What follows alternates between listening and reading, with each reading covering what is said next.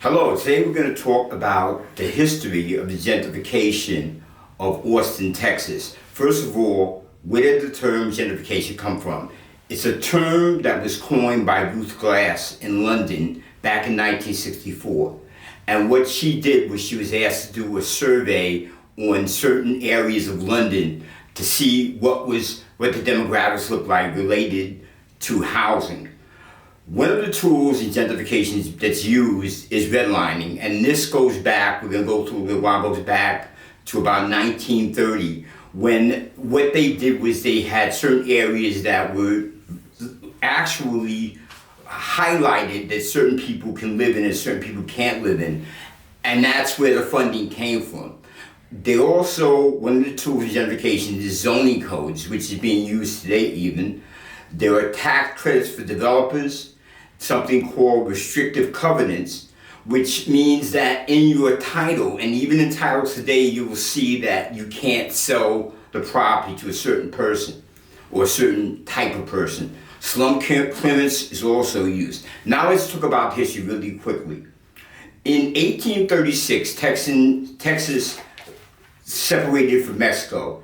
And in 1839, Austin became a city. It was called Waterloo before. The population was about, I'd say 700 people back in 1840, in which 138 were black. In 1857, the first Mexican Revolution occurred, and you had a migration of Mexicans from Mexico to Texas. In about 1860, the population became a lot more Mexicans started to come even than the 3 years prior to that. At the end of the Civil War, blacks felt that Austin was a safe place to go, so they began to emigrate to Austin, Texas. Whites also headed west because of Manifest Destiny. There was 270 million acres that the government was giving away, and blacks were excluded from that. In 1862, there was something called the Morrill Act, where the same thing happened, but what they did is they built universities in the West. But once the railroads came a really big problem. They had to find workers. Now, mind you, the American railroad system was huge at that time. And what they did is they had a lot of Chinese workers come across to work on the railroad. But around 1882, the government passed something called the Chinese Exclusion Act. Basically, there were so many Chinese coming over, they competed against the immigrants for the jobs. So for 10 years, you could not come over to the United States from China. Then came the first migration, the first great migration from blacks moving west and north. And in 1917, the second Mexican Revolution came and even more Mexicans came. During that period of time, there was plenty of lynching going on. Mexicans, as well as black people, were lynched. There was a city plan developed in 1928, which divided Austin, which is still today, into two separate areas. East Austin, which was the black district, and West Austin. East Austin was more of an industrial area, and as opposed to West Austin. In the Austin Daily Statesman in 1917, there was an article that was run, and it said no people of African descent come here. This was a housing development. There were tools at that time used to discriminate even more against Mexicans and blacks. In 1940 came the second Great Migration from the South.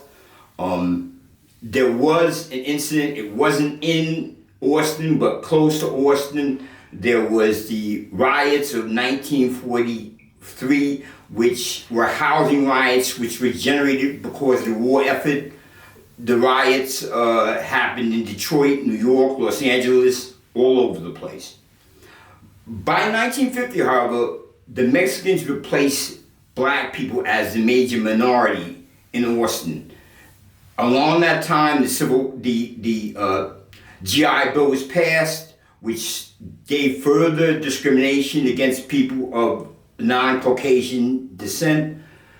In 1956, the National Highway Act was announced by President Eisenhower, which destroyed neighborhoods. Didn't really have that much effect on Austin, but in other places it was relatively dramatic. About 1970, you had people coming from other South American countries to Austin. So you had different Latinos coming over.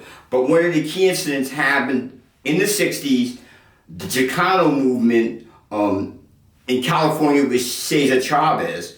But what the Chicano Movement did is it got the Latino presence much well known. They wanted better working conditions, equal rights, fair housing, education, and it was very, very successful. Now let's just jump ahead to currently what's going on.